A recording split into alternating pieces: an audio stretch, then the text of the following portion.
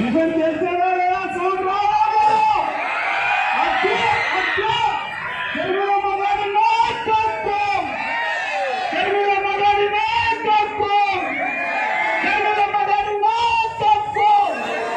వైఎస్ఆర్ వైఎస్ఆర్ వైఎస్ఆర్ వైఎస్ఆర్. ఇంతవరకు మీకు ఒక ముఖ్యమైన విషయం చెప్పలేదు. వివేకానంద రెడ్డి గారు నాకు ఒక అన్నగా ఉన్నారు. ఆయన్ని ప్రతిరోజు నేను జ్ఞాపకం చేసుకుంటాను.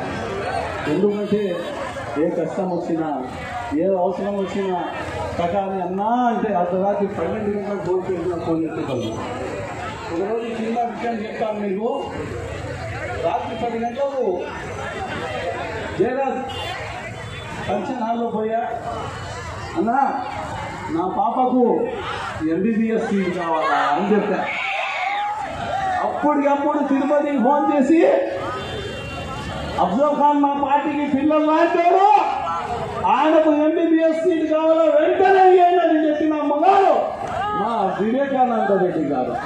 ఆయనకు నా బతుకంతా రుణపడి ఉంటానని మీకు సభాముఖంగా తెలియజేస్తున్నాను.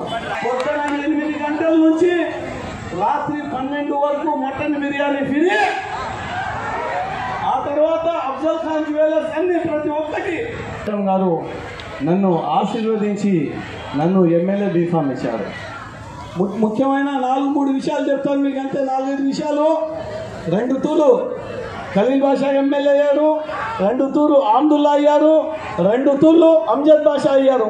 మీరు ఖచ్చితంగా నన్ను ఆశీర్వదించి ఒక్క తూరి నాకు ఎమ్మెల్యే చేస్తే మీ రుణం నేను ఖచ్చితంగా తెచ్చుకుంటానని ఈ సభాముఖంగా తెలియజేస్తున్నాను. మా కడప ఎమ్మెల్యే ముస్లిం అని చెప్పి మేము ముస్లింస్ అందరము ఓటు వేసి గెలిపిస్తే సుమారు 200 మంది పైన కేసులు పెట్టించాడు, భూ కబ్జాలు చేశాడు, చాలా అరాచకం చేశాడు. నా మీద అటెంప్ట్ మర్డర్ కేసు పెట్టాడు. ఈరోజు కూడా కేసు జరుగుతుంది. అయినా భయపడలేదు. నేను నీతి నిజాయితీకి భయపడతాను. ఖచ్చితంగా మీరందరూ ఆయన నీతి నిజాయితీగా బతుకు. మనం ఒక టూరిజం కోసం వచ్చాం, మళ్ళా మేము చస్తాము.